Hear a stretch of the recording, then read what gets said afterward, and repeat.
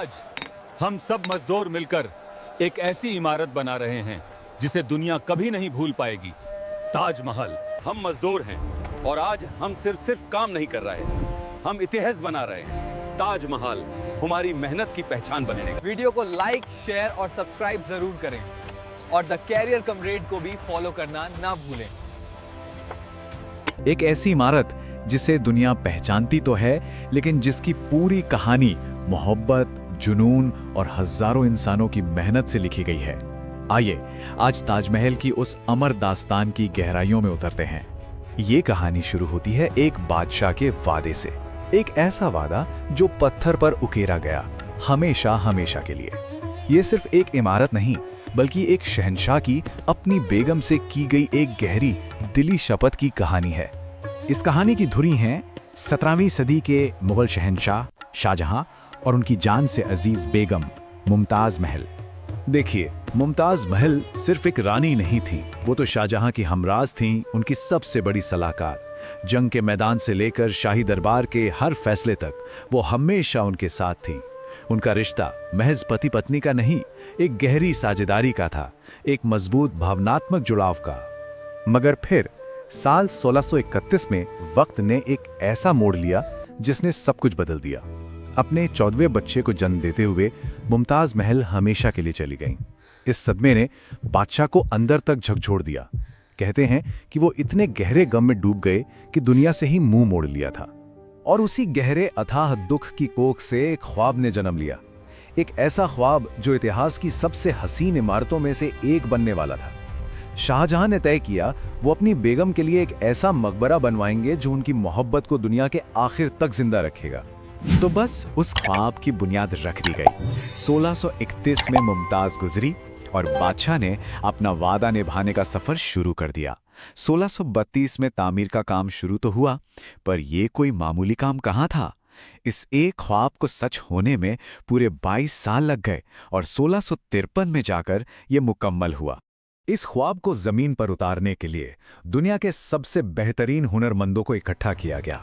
सोचिए, मुख्य वास्तुकार उस्ताद अहमद लाहौरी की रहनुमाई में हिंदुस्तान से लेकर फारस, तुर्की और सेंट्रल एशिया तक के माहिर कारीगर सब एक जगह जमा हुए थे। अब यमुना के किनारे ऐसी आलीशान इमारत खड़ी करना ये कोई बच्चों का खेल तो था नहीं। नदी किनारे की जमीन को मजबूत करने के लिए खास तरीके अपनाए गए। और याद रहे, उस जमाने में आज जैसी मशीनें नहीं थी, सब कुछ हजारों मजदूरों के हाथों से हो रहा था। वो अपने हाथों से एक ख्वाब की बुनियाद रख रहे थे। तो चलिए अब इस शाही ख्वाब से निकलकर उन हजारों गुमनाम चेहरों की कहानी सुनते हैं जिनके पसीने और मेहनत ने इस इमारत को जिंदा किया। जरा इस आंकड़े पर गौर कीजिए, 20,000। कोई छोटी मोटी तादाद नहीं है ये।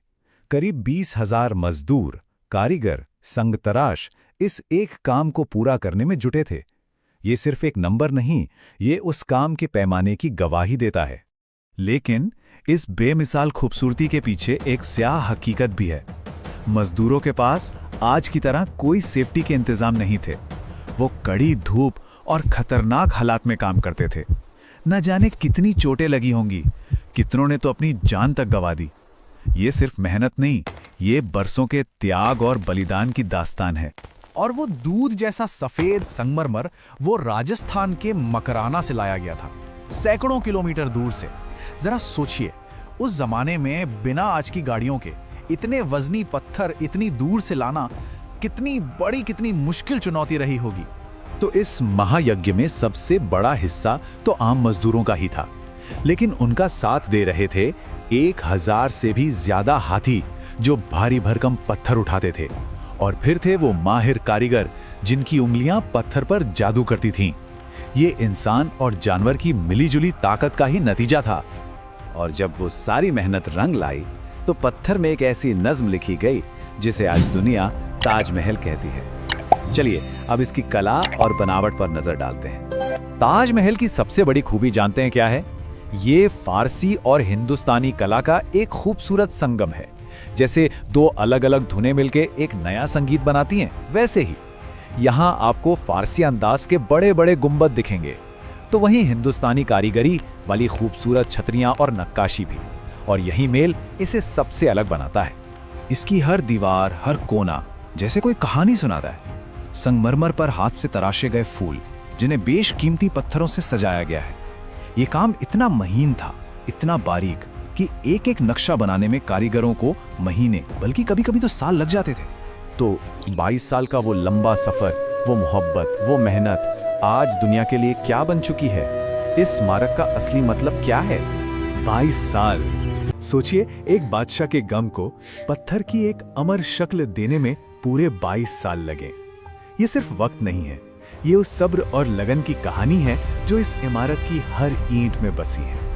आज ताजमहल सिर्फ एक मकबरा नहीं रहा, ये तो दुनिया भर में मोहब्बत की, खूबसूरती की और इंसान के हुनर और हौसले की एक बेमिसाल निशानी बन चुका है। तो आखिर में एक सवाल मन में आता है कि ताजमहल क्या है? क्या ये सिर्फ एक शहंशाह की मोहब्बत की दास्तान है, या ये उन 20,000 गुमनाम रूहों की भी यादगार है जिन्होंने इसे अपने खून पसीने से सींचा? शायद जवाब इन दोनों में ही छिपा है। ताजमहल सिर्फ एक इमारत नहीं, ये मोहब्बत और मेहनत दोनों से लिखी गई एक अमर कहानी है। The Career Comrade presents mathematics, reasoning, English, general awareness, general science and current affairs classes for UPSC, SSSC, banking, railway and any others government exams.